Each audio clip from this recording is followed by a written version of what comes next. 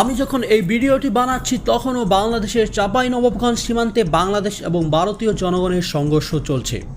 ভারতীয় জনগণ বাংলাদেশ সীমান্তে ঢুকে বাংলাদেশের আম গাছ কাটা শুরু করলে তখন গ্রামবাসী বাধা দেয়।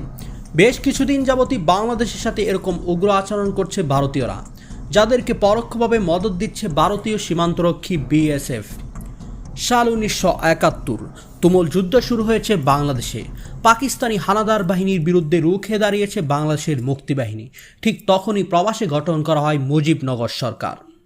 সেই মুজিবনগর সরকারের অস্থায়ী রাষ্ট্রপতি নজরুল ইসলাম ভারতের সাথে একটি গোপন চুক্তি করে, যে চুক্তির মাধ্যমে বাংলাদেশকে ভারতের একটি করদ রাজ্য বানানোর ষড়যন্ত্র করা হয়। চুক্তিটির 7টি দফার একটি দফা এরকম ছিল যে বাংলাদেশের কোনো সামরিক শক্তি থাকবে না, শুধুমাত্র একটি আধা সামরিক বাহিনী থাকবে। এটি একটি আত্মঘাতী দফা। শোনা যায় সেই চুক্তি স্বাক্ষর করার পর অস্থায়ী রাষ্ট্রপতি নজরুল ইসলাম জ্ঞান হারিয়েছিলেন, কেননা তিনি স্পষ্টতই বুঝতে পেরেছেন যে তিনি দেশকে ভারতের হাতে তুলে দিচ্ছেন। কিন্তু স্বাধীনতার পর বৈদেশিক চাপের কারণে ভারত আর সেই চুক্তি বাস্তবায়ন করতে পারেনি। তবে তারা থেমে থাকেনি, একের পর এক ভয়ঙ্কর ষড়যন্ত্র শুরু করে বাংলাদেশের বিরুদ্ধে। কোনো এক বুদ্ধিজীবী বলেছিলেন, বাংলাদেশের সবচেয়ে বড় দুর্ভাগ্য হচ্ছে বাংলাদেশের সাথে কোনো মুসলিম দেশের সীমান্ত নেই, আর বাংলাদেশের সবচেয়ে বড় সৌভাগ্য হচ্ছে বাংলাদেশের শত্রু চিনতে কষ্ট হয় না। অর্থাৎ তারা খুব সহজেই বুঝতে পারে যে তাদের শত্রু হচ্ছে ইন্ডিয়া। সুতরাং বাংলাদেশের সামনে সবচেয়ে বড় ঠ্যাট হচ্ছে ভারত। ভারতই একমাত্র দেশ যারা সবসময় স্বপ্ন দেখে যে তারা একদিন বাংলাদেশ দখল করে নেবে। কিন্তু তারা ভালো করেই জানে যে যুদ্ধ করে বাংলাদেশ দখল করা সম্ভব নয়।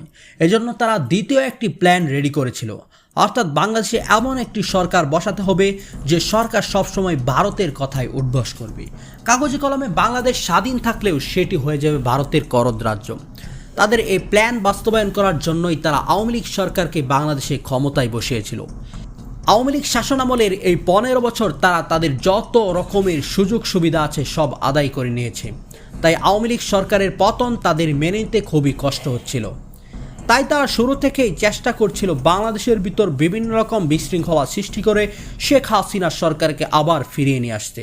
তবে যখন তাদের সব ষড়যন্ত্র ব্যর্থ হলো, তখন তারা বাংলাদেশের সীমান্তে বিশৃঙ্খলা শুরু করলো, কিন্তু সেখানেও তারা ব্যর্থ। বিজিবি সীমান্তে তাদের অন্যায় কার্যক্রমের বিরুদ্ধে রুখে দাঁড়ালো। তারা কুড়িগ্রাম, চাঁপাইনবাবগঞ্জ এবং কুমিল্লা সীমান্তে অন্যায়ভাবে নোম্যান্স ল্যান্ডের সাথে কাঁটাতার বেড়া তৈরি করতে চেয়েছিল, যেটা আন্তর্জাতিক আইনের সম্পূর্ণ বিরোধী। কেননা আন্তর্জাতিক আইনে রয়েছে যে সীমান্তের 150 গজ ভিতরে দেশের যে কোনো অবকাঠামো তৈরি করতে হবে, আর সেই কাঁটাতারও একটি অবকাঠামো। তবে তাদের এই কাঁটাতারের বেড়া নির্মাণ করা এটাই প্রথম নয়। এর আগেও তারা আওয়ামী লীগ সরকারের আমলে বিভিন্ন সীমান্তে অবৈধভাবে কাঁটাতারের বেড়া দিয়েছে।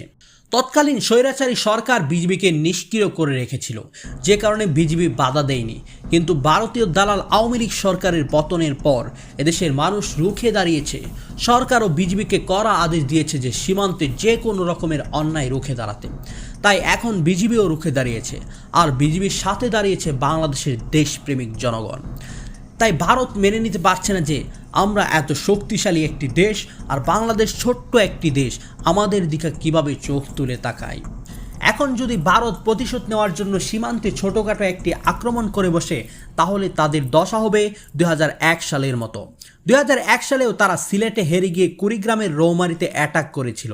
তখন বিজিবির প্রতিরোধে ভারতের কয়েকশো জওয়ান নিহত হয়, এমনকি 16টি লাশ তারা বাংলাদেশে রেখে পালিয়ে যায়। এখন কথা হলো, ভারত যদি বড় আক্রমণ করে বাংলাদেশ দখল করার জন্য, তাহলে কি হবে? তারা কখনোই বাংলাদেশ দখল করতে পারবে না। যদিও ভারত বিশ্বের মাঝে সামরিক শক্তির দিকে 4র্থ নাম্বার, তবুও বাংলাদেশকে দখল করা তাদের পক্ষে সম্ভব নয়। কেননা তাদের সীমান্তে রয়েছে আরও 2 শক্তিশালী দেশ, এক চীন আর এক পাকিস্তান। সেই দুটি দেশের সাথেও ভারতের চরম শত্রুতা। এখন যদি ভারত তবুও কোনো সময় ভুল করে বাংলাদেশে অ্যাটাক করে বসে, তাহলে তাদের যে অবস্থাটা হবে, সর্বপ্রথম পাকিস্তান ভাববে এই সুযোগে আমরা সমস্ত কাশ্মীরটা দখল করে ফেলি। কেননা বর্তমান কাশ্মীরে ভারতের রয়েছে প্রায় 10 লক্ষ সৈনিক, আর বাংলাদেশে অ্যাটাক করতে হলে অবশ্যই তাদেরকে কাশ্মীর থেকে সৈন্য কমিয়ে বাংলাদেশের দিকে সৈন্য বাড়াতে হবে। আর ওদিকে চীনও বসে থাকবে না। চীনও চাইবে এই সুযোগে আমরা অরুণাচল প্রদেশটি দখল করে নেই, কারণ উভয় দেশই কিন্তু দাবি করে কাশ্মীর ও অরুণাচল প্রদেশ তাদের নিজ নিজ অংশ।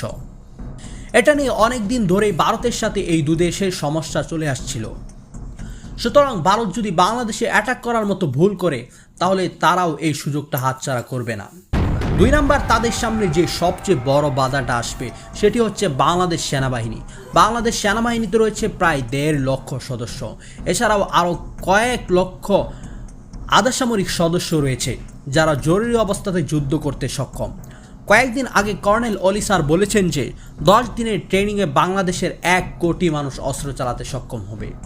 অপরদিকে ইন্ডিয়া যদি বাংলাদেশে অ্যাটাক করে বসে তাহলে এই এলাকায় একটি বিশৃঙ্খল পরিস্থিতি সৃষ্টি হবে। সেই সুযোগটা নেবে 7 সিস্টারের বিচ্ছিন্নবাদী সংগঠনগুলো। বাংলাদেশের অস্ত্র তাদের হাতে পৌঁছে যাবে এবং চীনও তাদেরকে আরও অস্ত্র পাঠাবে। এরপর যদি দীর্ঘস্থায়ী যুদ্ধ হয়, যুদ্ধের শেষের পরিস্থিতি হবে ভারতের মানচিত্র খণ্ড বিখণ্ড হয়ে যাবে।